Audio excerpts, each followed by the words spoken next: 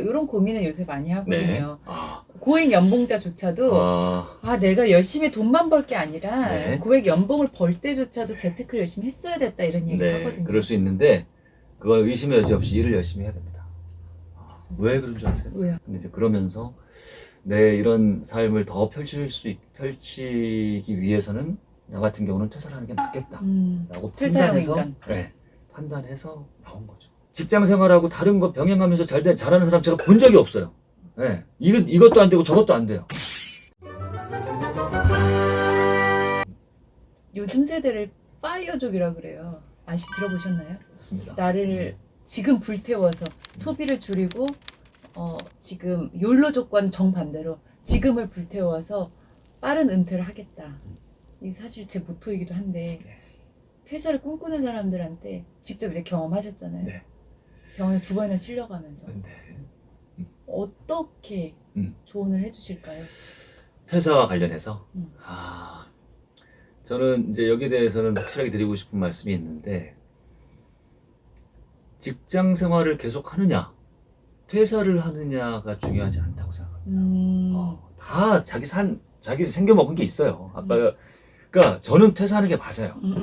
저는 누구 밑에서 못해. 누구 밑에서 오래 이렇게 할 스타일이 아니에요. 근데 또 그래서 퇴사형 인간이 있고 직장형 인간이 있는 거고, 일단 자기 생긴 대로 사는 게 가장 맞아요. 제가 직장 생활을 하든 아니면 나와서 사업을 하든 투자를 하든 어디에 있든 간에 내 삶을 살아야 된다. 이게 중요한 거예요. 이게 직장을 살면서 내 삶을 사는 사람이 몇이나 될까요? 그러니까 제가 저의 용어로 얘기를 하면 사자의 삶을 살라고 제가 얘기를 합니다. 사자? 죽을 사? 아니야. 라이언. 라이언. 사자는 누구에게 먹이를 구걸하지 않죠. 굶더라도 자기가 사냥합니다. 네. 자기 뜻대로. 뭡니까? 사냥 제대로 하지 못해가지고 굶어 죽는 사자도 굉장히 많다 그래요. 그럼에도 불구하고 자기가 사냥을 합니다. 자기 뜻대로 살아요. 네. 내가 하고 싶은 대로, 내가 원하는 대로 내 삶을 사는 거예요. 굶어 죽더라도. 네. 살고 싶은 삶을 살아라, 너의 삶을 살아라고 얘기를 많이 하니까 대부분 다 직장을 나오라는 얘기라고 이제 생각하는 경우가 많은데, 그거는 착각인 거예요. 시키는 것만 하는 사람이 있고요, 그렇죠? 시킨 것도 제대로 못하는 사람이 있고. 네네. 근데 주도적으로 일을 하는 사람들이 분명히 있어요. 직장 생활 안에서도. 회사에 그렇게 내가 열심히 해야 되는가? 네. 과연 회사 일을 올인해야 되는가? 아니면 재테크를 더 열심히 해야 되는가? 이런 고민을 요새 많이 하거든요. 고액 연봉자조차도 내가 열심히 돈만 벌 게 아니라 고액 연봉을 벌 때조차도 재테크를 열심히 했어야 됐다 이런 얘기를 하거든요. 그럴 수 있는데 그걸 의심의 여지 없이 일을 열심히 해야 됩니다. 왜 그런 줄 아세요? 왜요? 내가 일 열심히 해봤자 뭐 오너만 불려주는 게 아니냐, 네. 이렇게 할 수 있죠. 그렇지 않아요. 절대 그렇지 않아요. 왜냐하면 물론 나중에 때가 되면 재테크도 해야 됩니다. 그건 때가 있는 거고. 일을 열심히 회사에서 했을 때 궁극적으로 가장 좋은 게 누구한테 올까? 회사. 아니에요. 그렇지 않아요. 잘 돼봤자 이 일에도 그러니까 세상에서 부자가 되려면요, 성공하려면 일을 잘해야 돼요. 그 일이 무엇이든. 직장 생활이라면 내 직장 생활에서 내 일을 잘해야 되고, 유영 아나운서님은 아나운서 일을 잘해야 돼요. 아나운서에서 1인자가 되보세요. 돈 다 들어오잖아요. 그렇잖아요. 제가 부동산 투자를 하는데 부동산 투자의 1인자, 부동산 강의의 1인자가 된다. 돈 다 쓸어 모으죠. 당연히. 그 일을 잘해야 됩니다. 누구든. 근데요, 직장 생활은 약간 다르긴 해요. 직장에서 맡은 굉장히 기업이 크면 클수록 부품이기 때문에 그 일만 잘해서는 돈은 많이 못 벌어. 그렇기 때문에 사람들은 잘못 생각할 수가 있어요. 그냥 적당히 그 정도만 하면 좋은 거 아니냐. 아니에요.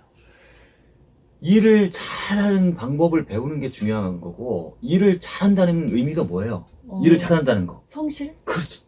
성실해야 된다는 거. 그 다음에 똑똑해야 된다는 거. 협업을 잘해야 돼. 인간 관계도 잘해야 되고, 끈기 있게 해야 돼. 그 다음에 얕게 일해야 돼.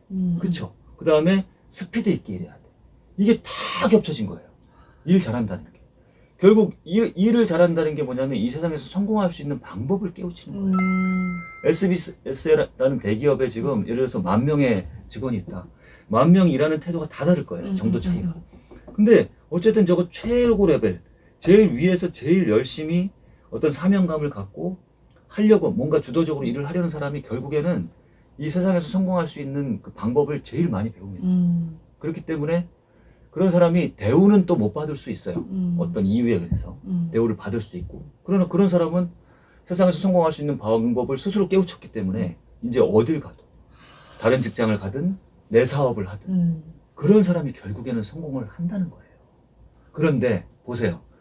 여기 SBS에 들어왔어. 힘들게 딱 스펙 갖춰갖고 들어왔는데 내가 똑같이 월급 받는데 네.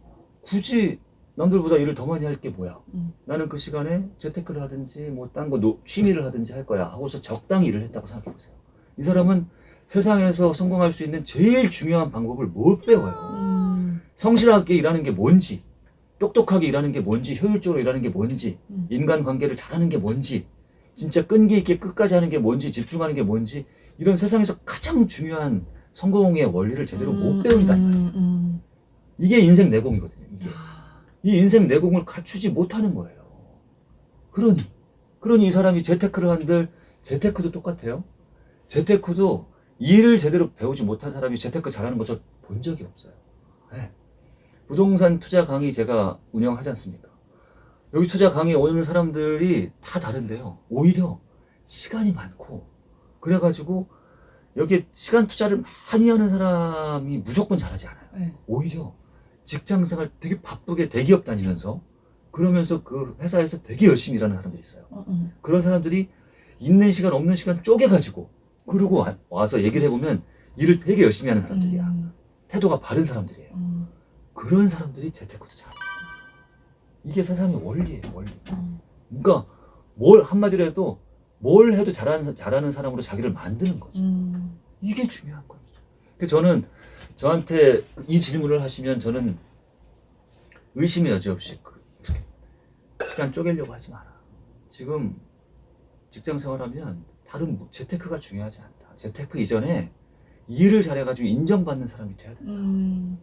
거기서 받는 월급 이런 거 생각하지 마라. 그거는 당장에 중요한 거. 당장에 그냥 벌이에 중요한 거지 인생 전체로 보면 그거는 아무것도 아니다. 내 인생 레벨, 인생 내공을 키우는 거에 비하면 이건 아무것도 아니다. 그러니까 이 시기를 내 인생 레벨을 네. 키우는 시간이라고 생각해야 된다는 거예요. 직장 내공 생활 가지는 자체가. 시간으로.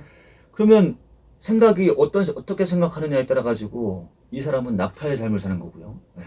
내가 그냥 적당히 월급 받으니까 적당히 하면서 재테크 하는 거에 시간 보내면 돼. 라고 하면 이 사람은 절대 사자의 삶을 살 수가 없어요. 절대 주도적으로 일할 수도 없고. 이런 사람이 어떻게 내가 해보겠습니다. 어떻게 이렇게 얘기합니까?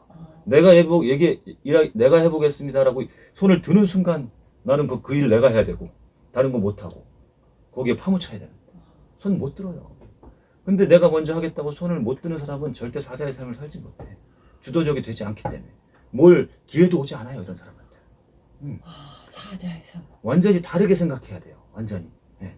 그러니까 직장 생활을 하면서도 얼마든지 사자처럼 살 수 있다는 얘기예요. 얼마든지 울렁거리면서. 주도적으로. 얼마든지. 제가 이런 거에 대한 철학을 굳힌 것도 저희 스승님이신 구본영 선생님이 네. 쓰신 그대 스스로를 고용하라 라는 책에 이런 이야기들이 나와요. 제가 그 30대 중반에 그 책을 읽으면서 너무너무나 큰 충격을 받았어요. 그때까지만 해도 저도 그냥 평범한 그런 생각들, 직장 생활 그냥 뭐 열심히 하면 되고 그냥 주어진 대로.